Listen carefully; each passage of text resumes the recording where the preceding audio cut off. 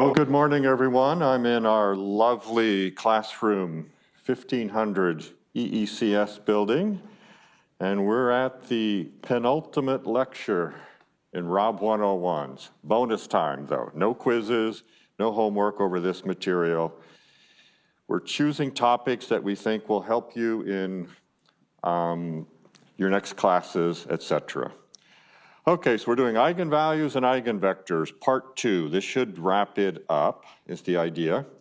So summary, in order to be able to solve polynomials equations such as x squared plus 1 equals 0, the symbol I is introduced. Often it's defined as the square root of minus 1. Maybe an even better definition would be to define it as a symbol that has the property that its square is equal to minus 1. If you're an electrical engineer like your instructor today, we often write J as equal to the square root of minus 1 because we like to keep I for current. Imaginary numbers are when you take a real number and multiply it by the symbol I. Complex numbers is when you add a real number plus I times another real number, and we denote those by kind of a boldface C, the set of all complex numbers. And here I've written it as x plus iy so that you naturally think about putting the real component on the x-axis and the imaginary component on the y-axis, so you have a vector view of a complex number. And even if the imaginary part is 0, it's still a complex number. So we view the reals as a strict subset of the complex numbers. Now this is not super important, but I think it all helps you understand what's going on when you're working with complex numbers. So I'm going to give you a pro tip on multiplying complex numbers. So we mentioned on Wednesday that we know how to calculate the magnitude of a complex number. It's sort of like doing the Euclidean norm of a vector with two components. We square the x, we square the y, add them up, take the square root. So that's the magnitude of the complex number. And I mentioned you could also define the angle. So here I'm going to write it with this symbol called angle of z. Whoops. Sorry about that. Monty, what's going on? Hey, Monty, what's going on? Oh, the shared screen is, well, let me do it again.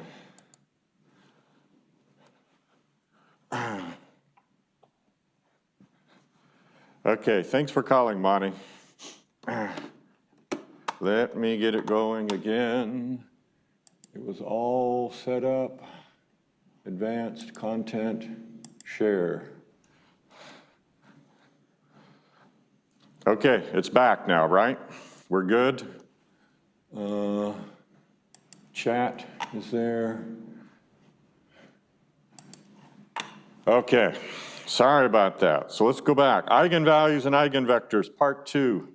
Glad I had my cell phone, and Monty, thanks for calling, because I did check and everything was showing. I don't know what happened here. Maybe a cable hit something.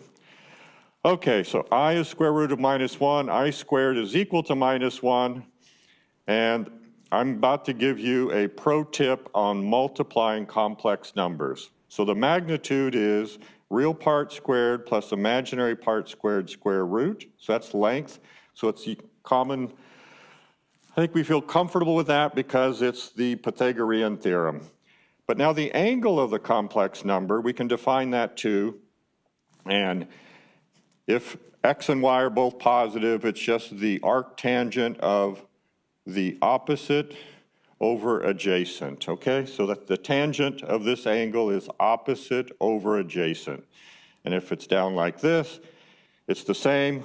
You get a negative angle, and the only problem is when it's over here, and x and y are both negative, you don't want to assign the same number as if it's over here, and so that's all taken care of. Okay, so You need to be a little bit careful as the complex number moves around, but I think you can figure out that, yes, we have a magnitude and an angle. So we can look at a complex number as having a real part and an imaginary part, or we can view it as having a magnitude and an angle. And so it's kind of cool notation, once again, a double E thing, we call them phasors, is that we will often write a complex number as its magnitude and its angle, instead of real and imaginary part. They both represent the same point in the complex space. But the cool thing with this view of complex numbers is that when you multiply two complex numbers, what you're doing is you're multiplying their magnitudes and you add their phases.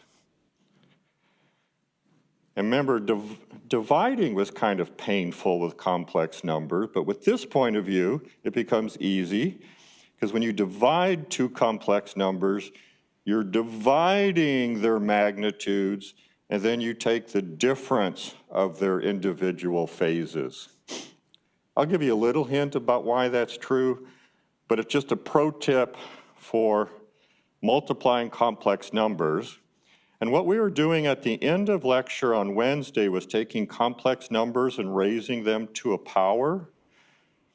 Well, when you do that, you're going to get the magnitude to the power, and then you're just adding up the same phase multiple times, so it's just k times the phase of the original complex number z. And we saw that in our Julia simulations when we were plotting a complex number raised to different powers, but understanding this relationship helps you understand what's going on in those plots. Now here I give a little bit of a hint about why it's true, so you'll have that available in the notes. And the crazy thing is, if you've studied the exponential function and you're used to it as putting in x's equal real numbers, well, you can just go crazy and put in an imaginary number, I times theta, and when you work it all out, you'll end up with cosine of theta plus I times sine of theta. So Euler proved this. It's called Euler's formula. And this exponential thing is where you get the phases adding, because when you multiply two numbers and you write it as magnitude, and then you use Euler's formula to represent the phase, we know that when we multiply exponentials, we add their exponents. So anyway, you're not being tested over that, but it's a cool thing to go through when you have more time. So the main thing we're looking at are these things called linear difference equations. And so this was the iteration we were working on at the end of Wednesday, where we let the complex number z at step k plus 1 or time k plus 1 is a times the complex number that we had at step k or time k, and a is a complex number, and we initialize in principle with a complex number, though I'm always initializing with the number 1 plus 0 times I in the plots I'm going to do. And then if we iterate this, z of 1 is a times z at 0, z at 2 is a times z at 1, but z at 1 is a times z at 0, so you get a squared times z at 0, z at 3 is a, etc. And so you end up with z at k is a to the k times z at 0. And then if we plug in our phasor representation or Euler representation of the complex number, we see what we're doing is we are raising the magnitude, to the power k, and then we are multiplying the phase once again by just k. And so when we do these sequences, well, if the magnitude is less than 1, each time when you square it, it's smaller than it started with. When you cube it, it's even smaller. And so a to the k goes down like this. So that's the magnitude of the complex number decreases to 0 is what I mean by this. It means it decreases to 0. But if you look over and plot the complex number z of k, and I took the initial condition to be 1 plus 0 times I, you can calculate the angle of the complex number I used, which was 1/2 plus 2/3 times I, to make sure its magnitude was less than 1. It's 0.83 here. And you can see I'm getting smaller in magnitude, and I'm rotated by 50 degrees, and I rotate by another 50 degrees, and another 50 degrees, another 50 degrees, and I get this spiral of death into the origin.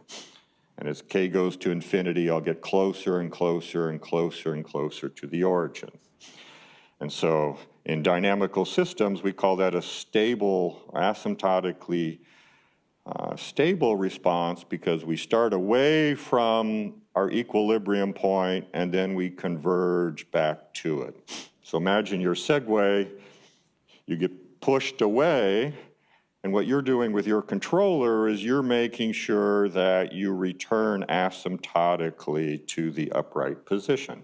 So that corresponds to, if there were such a thing as complex numbers in the Segway, and we'll see if there are or not, that you are asymptotically decaying back to an equilibrium case. Okay, well, another thing that could happen is your magnitude of your complex number is 1. And then when you iterate it, the magnitude stays constant, and all you're doing is changing the phase. And so each time around, you go 53 degrees, 53 degrees, 53 degrees, 53 degrees, and I think here there's like 200 iterations. It just stays on a circle. If this axis and this axis had the same units or scale, it would be a perfect circle, because the magnitude is exactly 1. So that shows you that the perspective on this plot is not quite correct. So I just plotted k gets larger here, got 100 k's, that's what I did, and it's all landing on a circle. Okay? So it doesn't matter what the phase is, if the magnitude is 1, then we stay bounded. We don't return, but we don't blow up. Because that's the last case. If the magnitude of the complex number is greater than 1, then when I multiply the magnitude, it gets even bigger than it initially started, and it gets bigger and bigger and bigger and bigger and bigger. In fact, you can show that it's exponential growth here. And so you could start out with a small deviation. Here, I started out at 1. Yeah, 1 is right here is 1, way inside of there, because this is 75. And now it's spiraling out. Yep, it's still 53 degrees each time, but the magnitude is getting bigger. And that corresponds to your Segway going crazy when you do something really bad and your controller's not very good.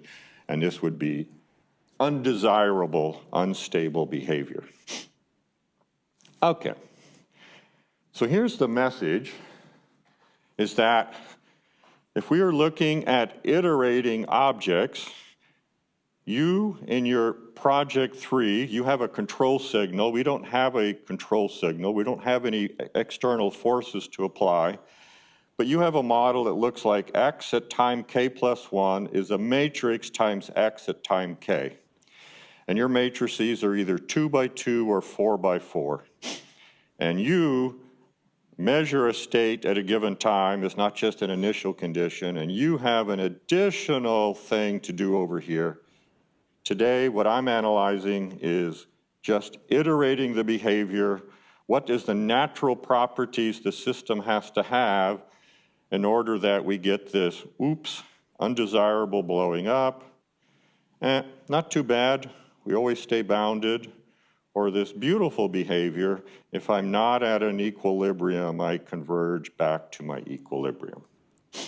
So that's the question. And for scalars, and this is my little joke, even for complex numbers, it's pretty simple analysis. How about that? Okay, But now matrices, that seems like mind-bogglingly hard to take. And this was what part of the derivation in the PDF with Project 3 is about. You take this, x at 1 is a times the initial condition.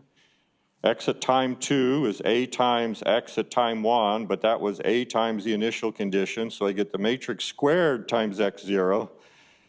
We can do it again. X at 3 is a times x at 2, which was a times x squared at x0, so I get a to power 3 times x0.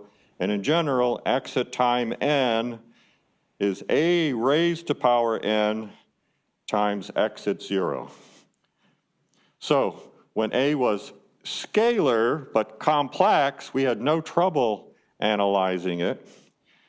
But what I want to ask you is, this is what I want to challenge us with.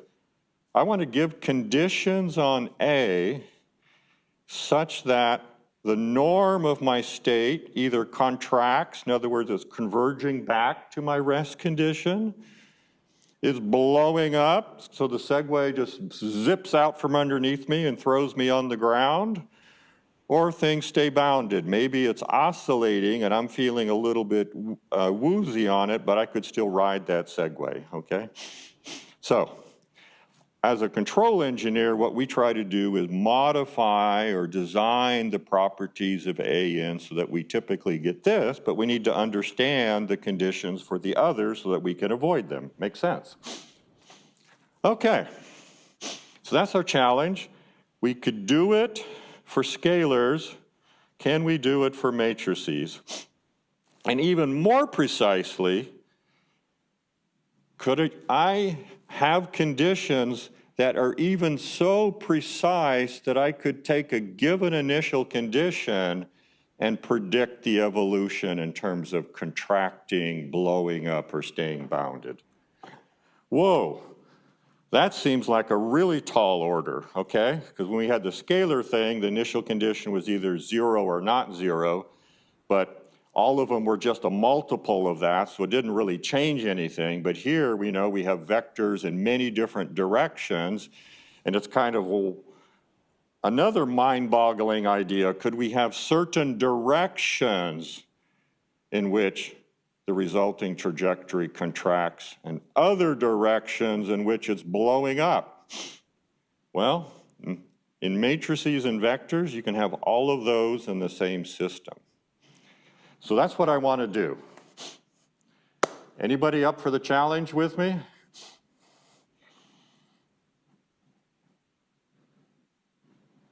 Maybe, huh? Let's see. Well, let's start with a simple first case. I'll take A to be 2 by 2, but even more simply, it's diagonal. And I'm going to denote its non-zero entries on the diagonals by lambdas, because these are going to turn out to be eigenvalues. Eigen, German word for self. And you'll see these are values that give you properties where you remain on a certain line in your vector space. So self values, lambda 1 and lambda 2. Now back here, we're iterating the matrix, right? Whoops. We need to calculate powers, and it's no longer just powers of a number where we've got a magnitude and a phase, but we've got an entire matrix. Holy smoke, Batman. Okay, so we work it out, and we first do the square, and I'll leave it for you as an exercise, but when you multiply two diagonal matrices, even if these were different numbers, you take this element times this element and this element times this element. So the diagonals multiply. And so for us, that gives us the first entry squared and the second entry squared. So I think you can work that out pretty straightforwardly. And then the general case, when it's a diagonal, is you get the diagonal raised to the kth power, okay? So lambda 1 and lambda 2 to the kth power. Oh, so this doesn't look so bad. So this is just our scalar problem that we studied, but it's in dimension 2. because we have two components for x, okay? But the first component is multiplied by a number to power k. The second component is multiplied by a number to power k. And there's no interaction between them. x1 only evolves according to its initial condition, and x2 is evolving only according to its initial condition. Huh. Yeah, but that's a really, really, really, really, really special case. We've got a diagonal matrix. Okay, well, still, it's a matrix. Let's just run with it. So if I didn't limit us to 2 by 2, you can sort of see, well, wow, you know, I don't care if there's 10 entries here, it's still 10 individual equations, each one of them evolving according to, well, it either has a 0 initial condition or not, so that component is either active or not, and whether it's blowing up or oscillating down to the origin or just staying bounded, it all depends on this number. If the magnitude of this number is less than 1, it's decaying to the origin, and if the magnitude of that number is 1, then the magnitude of x1 is staying the same as its initial condition, and if the magnitude of this thing is positive, it's blowing up. So we can analyze on a component by component basis. So in general, we would have, say, the jth component looks like this. Normally I would say the ith component, but since we're doing I is the square root of -1 and we're doing complex numbers, I'm not using the index I, but that's, you know, normally we'd call that the ith component of x. At time k is evolving according to this number that we're eventually going to call an eigenvalue. It's the values on the diagonal of the matrix raised to the power here times the initial condition.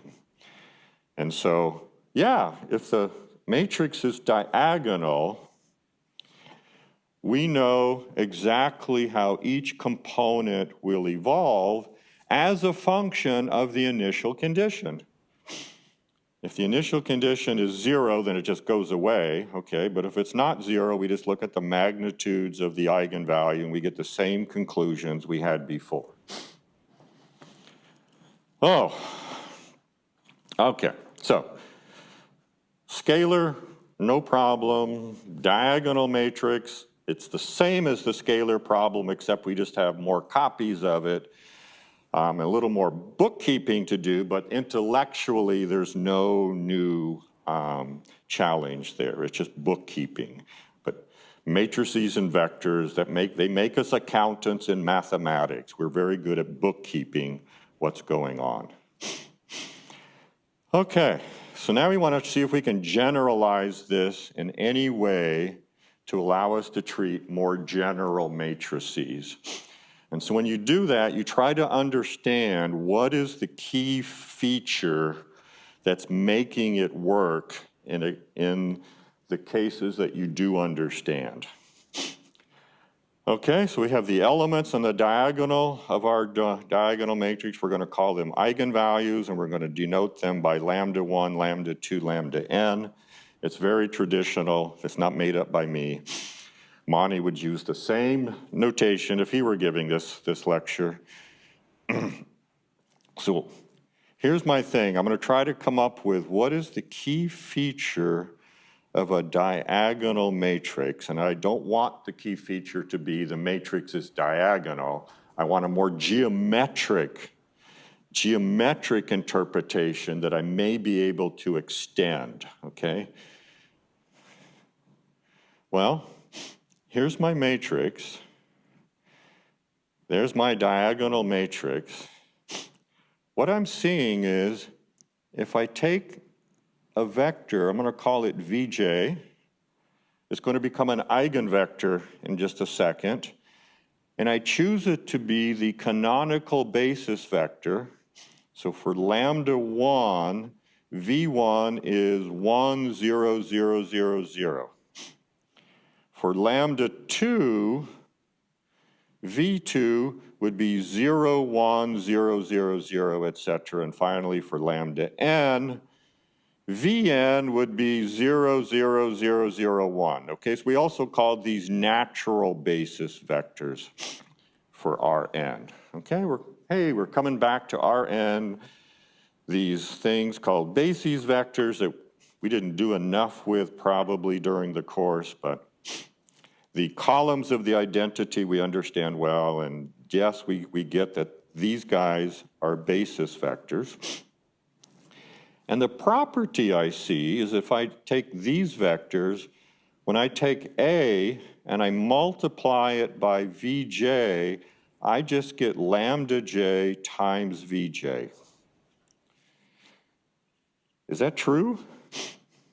I don't know. I'll erase this, but let's just put 0, 1, 0, dot, dot, 0.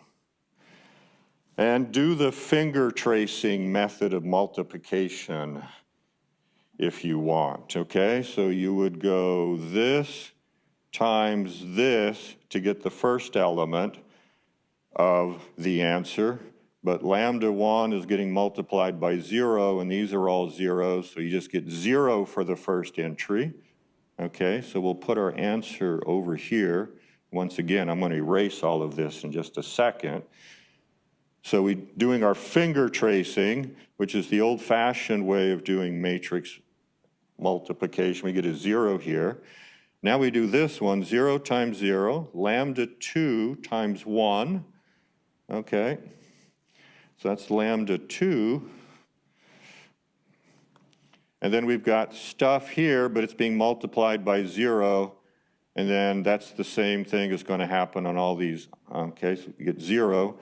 Now we do the third row, we would have 0, 0, lambda 3, something non-zero, but that third entry is 0, so we get a 0 again, and you keep getting zeros. And yeah, that's lambda 2 times E2, and that's E2 there. Okay, so you can do that in general. You can do that in general. A times this canonical basis vector satisfies A times Vj equals lambda j times Vj. Okay. So the question is this a more fundamental condition than A being diagonal? Because that seems too special, right? I mean, how many matrices have we worked with this semester that are diagonal? Well, the identity matrix and the zero matrix, not that many, okay? So diagonal matrices don't just show up in your inbox. But let's see if this condition happens to be more fundamental and allows us to still do our analysis. And then if it does, what we do is we try to see is how general is that can that be. So suppose we can find vectors. A times Vj is just a multiple, a scalar times the vector. So this seems also very special because, look, what we have is a set of vectors, v1, v2, vn. They form a basis for Rn. And when A acts on these vectors, it's not acting like a matrix. It's acting like a scalar. Here's my vector, and all I get is the same vector back, and it's multiplied by my eigenvalue. So A is acting like a scalar, which seems totally contrary to the spirit of Rob 101, okay? But anyway, let's follow this condition and see what happens. So we have our system, it's iterative. We suppose we have a vector such that A times V is lambda times V, so A on the vector is just a scalar times the vector, and we choose that vector as our initial condition. And darn, okay, we do A, x1 is A times x0, but that's V, so A times V, that's just lambda V. x2, A times x1. For x1, we plug in lambda times V. Lambda is a constant, so I can scalar, I can just take it out, so I end up with lambda times AV. AV is lambda times V, so I end up with lambda squared times V, which is crazy, okay? Why should that happen? Then we do x of 3, we do a times x at 2. X at 2 is our scalar squared times V, and we get a times lambda squared V. That's a constant. We bring it out front. A times V is lambda times V, so we collect all the lambdas, and we get, holy smokes, x at k is just our constant raised to power k times V. And so what's amazing is our previous analysis applies if we can find interesting sets of vectors that satisfy this magical condition that the matrix is not really acting like a matrix. On this particular vector, it just scales the vector by a number, lambda j. And, you know, we're okay with it being complex, but for right now, if these are just vectors in Rn, we're not really thinking about complex numbers being important to us.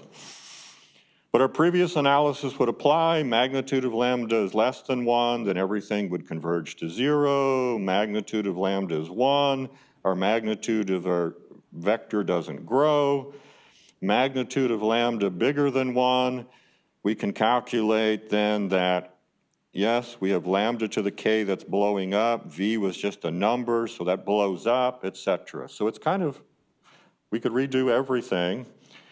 And we didn't have to assume A was diagonal.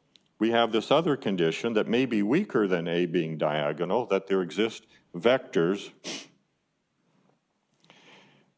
v1, v2, vn, such that A times the jth vector is a constant, lambda j times vj. So here's our question. Given an n by n matrix, and we'll assume it's real because it's coming from physics like segways and carts, when does there exist a basis for Rn such that we have this condition true? This, if we do have it, this is called an eigenvalue, and this is called an eigenvector of A. So the question is going to become, when can we build a basis for Rn from eigenvectors of A? Okay, why does it have to be a basis? Yeah. Here, the basis thing, it doesn't have to be a basis, but yet when we're looking at these diagonal matrices, that's what we had. We had this, we had these are the vectors that satisfy A times Vj is lambda j times Vj, and this was E1, E2, all the way up to En. So those guys were a basis, so it's kind of natural to ask this, can we find a basis such that this is true? Okay, so this is in the appendix of our book. This is written in a larger font. Now, something we never worked with is Cn. So you guys know Rn. You're very comfortable if I replace this with an R, and I have column vectors with real numbers in them, stacked up. And so each of the entries would be a real number. Well, Cn is just a natural extension. We're now okay with complex numbers, I hope. So we replace R with C, and we call it Cn because it has n components, okay? And if we add two of these column vectors, we get another one. We take one of these column vectors and we multiply it by a complex number. We get another column of complex numbers. So it has all the vector space properties that Rn does. It's a beautiful vector space. So why does that show up? Well, let's take this temporary definition. So temporary. If we take A that's a real matrix with real coefficients, I would like to say that lambda in R is an eigenvalue of A if there exists a non-zero vector V in Rn satisfying our magical relationship, AV equals lambda V. And if we can do that, we'll call V an eigenvector associated with lambda. Okay, well, how do you compute these things? Well, if AV equals lambda V, that's the same thing as lambda I minus A times V is 0, okay? This is the same thing as lambda times the identity matrix times V. And I write it like that because then this is an n by n matrix and this is an n by n matrix. And then I can take this n by n matrix, subtract A from it, and I see that I get this matrix times V has to be equal to 0. Okay? Well, if this matrix were invertible, the only solution would be V equals 0, and I'm seeking eigenvectors. It can't be 0, because if I put 0 here, this relation is true no matter what lambda is, okay? So it has to be special. It has to be taking a non-zero vector and giving me the vector back scaled by some number. Right now, I'm hoping I can just use real numbers because I'm assuming my matrix is real. Well, if this thing is not going to be invertible, then its determinant must be 0. So that's the magic condition. Determinant of lambda times the identity matrix minus A must be 0. That's my condition for us to have an eigenvalue. And if this is true, that this matrix determinant is 0, then it's not invertible, it has a null space, and I can solve and get a vector. Well, I just do this particular example, though. It's a very nice real matrix. I calculate this determinant, and I get my famous equation, lambda squared plus 1 equals 0, and I know it does not have any real solutions. So if I stick to real matrices, and I want my eigenvalues to be real, there's a ton of matrices that don't have eigenvalues. So the natural thing to do, allow complex numbers. So here's the permanent definition. These are what eigenvalues and eigenvectors are all about, okay? Let A be real or complex, but we're mostly concerned about A being a real matrix, but we say a scalar lambda in C is an eigenvalue of A if there exists a non-zero vector in Cn such that AV equals lambda V, and we call such vectors eigenvectors. And we note that they're not unique because if V satisfies this, 2 times V will satisfy it, and 3 times V, and I times V, etc. The condition is still determinant lambda I minus A equals 0. Those are get your eigenvalues. And then you solve this equation to get the eigenvectors. Doing it by hand is horrible. Totally horrible, but Julia does it all for us. This determinant, when you write it out, is just a polynomial in the unknown lambda. It's an nth degree polynomial. The fundamental theorem of algebra says it has n solutions. We can write it like this, and these are called the eigenvalues. And then once again, for each one of these, we substitute it back into this equation and we solve for this, but we just use the eigen command in Julia and it gives them all to us. Okay, so I want to get to doing some demonstrations in Julia before my time is up. So we have n eigenvalues always. There's 2 conditions that they could satisfy. Each one of these could be different from the others, which we say we have distinct eigenvalues, or one of them could be repeated. It's a very special condition, right, that you get repeated roots, but you guys know from even the quadratic equation, you can get repeated roots. So the eigenvalues can be distinct or repeated. The main theorem is if the eigenvalues are distinct, the eigenvectors form a basis of the vector space Cn. And that turns out to be the magic condition that's equivalent to a matrix being diagonal. It turns out if you would write the matrix down in the basis of the eigenvectors, it then becomes diagonal. And that's worked out in the book. We're going to skip it. It's worked out in the book. If the eigenvalue is real and the matrix is real, you can always choose the eigenvector to be real. If the eigenvalue is complex, however, the eigenvector has to be complex. But you can write that vector as having a real part.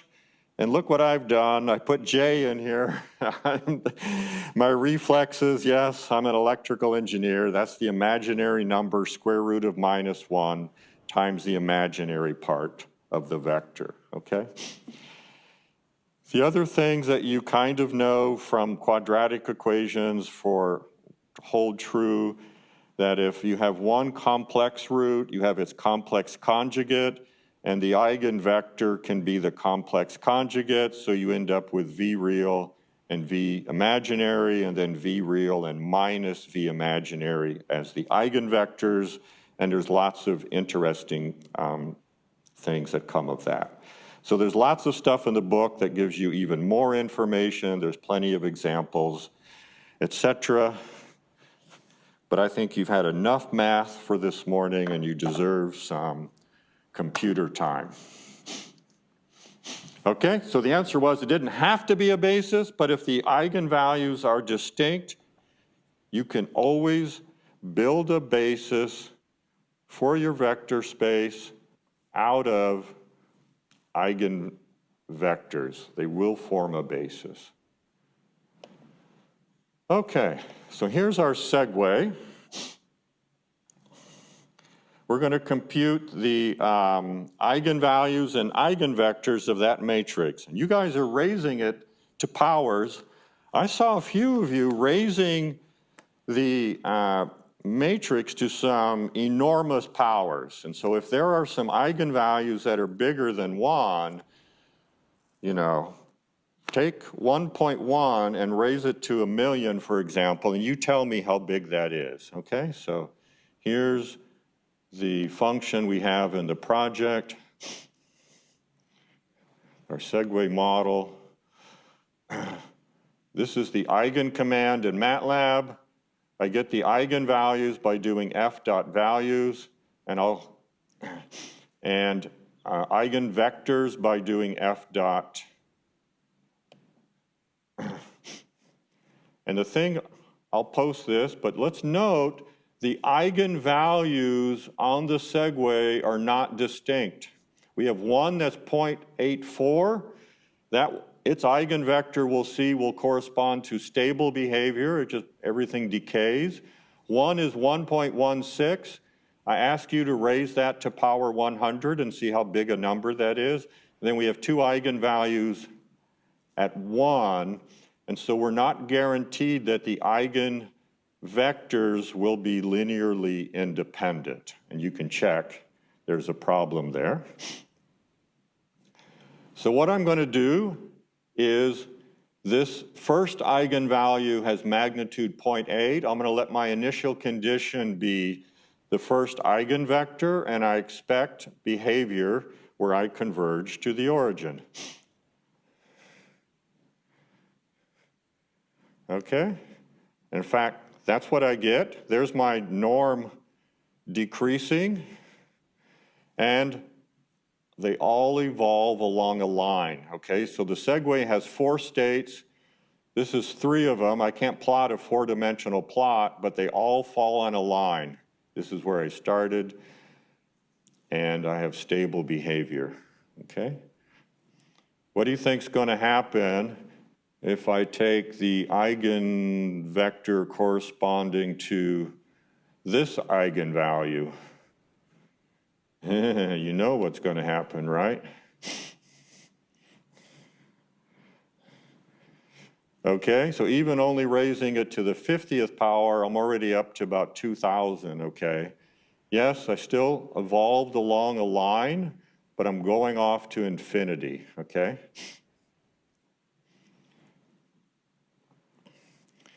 Okay, so what the segue does not have any complex eigenvalues.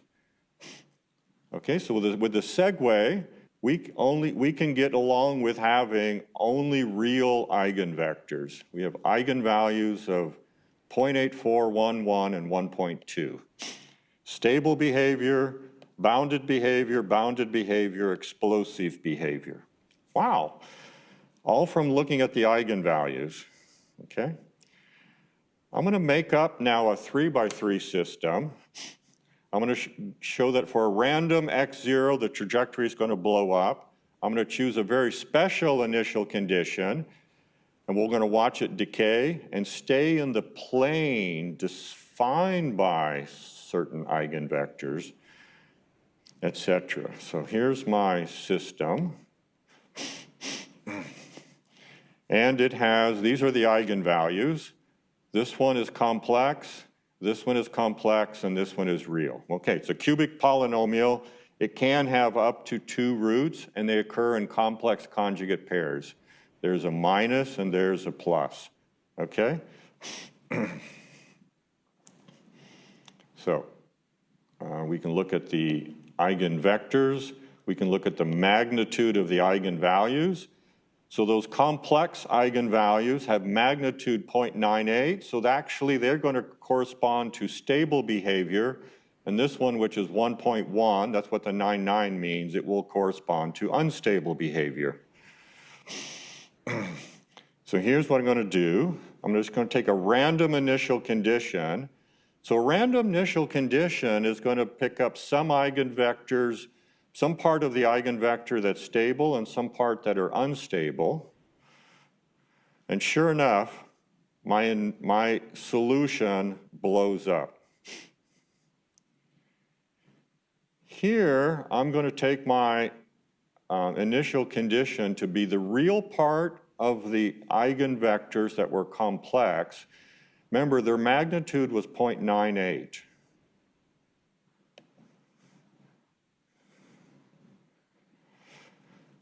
Okay, why is this happening? It's because of the oscillatory behavior of the complex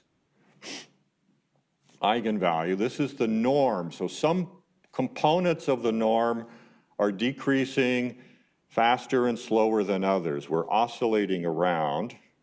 And in fact, this is the trajectory plotted as a projection into 3-space. I started in an eigenvector defined by the complex eigenvalues. This is evolving in a plane. This plane is given by the span of the real part of the eigenvector and the imaginary part. So this is a totally physical, real object. The plane, it's 2-dimensional. It's the span of the real part of the eigenvector and the imaginary part. And if I start in that plane, because I took the initial condition to be a real part of the eigenvector, it doesn't matter. I can take it to be the imaginary part of the eigenvector.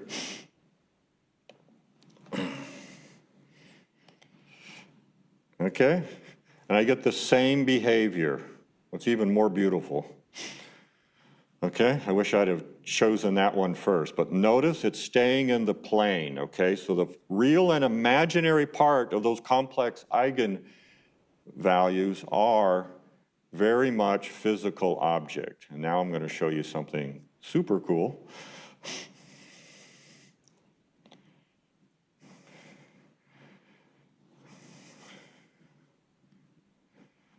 Okay, that's the evolution, just emphasizing that we start in the plane defined by the imaginary and real part of those eigenvectors. That's a physical object. Our segue stays in, our imaginary system stays in there. And now I'm going to do something and make this 250 iterations instead of 200. And hold on, this is worth it. Okay, it's got to recompile.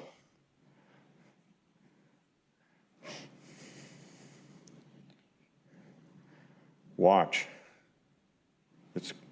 Whoa, it escaped. It left the plane. Anybody give me an idea for why I'm oscillating, I'm decaying, and then all of a sudden I escape and I start blowing up?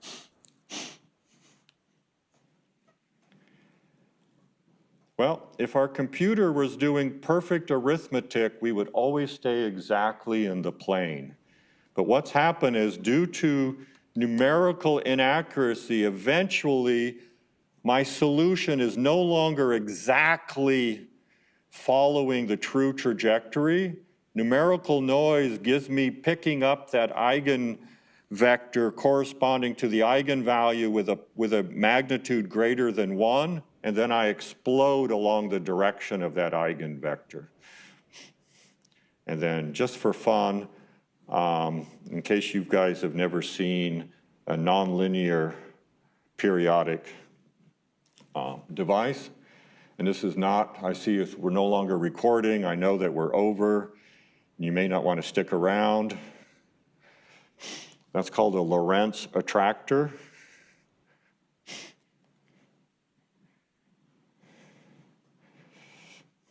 Linear systems cannot do this. Only nonlinear systems can do weird and crazy things like this. This is called chaos. So if you've heard chaos, this is what this is. Once again, I know I'm over, so if you want to sign off, that's fine. I'm just letting you see something that's super gorgeous. This will be in the notebook that I post. But it has two attractive domains, and it randomly jumps from one to the other. Lorentz built this as a model of the weather system. And if you've heard the expression, well, a butterfly flapping its wings in South America can change what's going to happen in North America, that's what's going on here, because just a little incrementally tiny to the 10 to the minus 20 point decimal change in initial condition completely changes the pattern of the Lorentz attractor.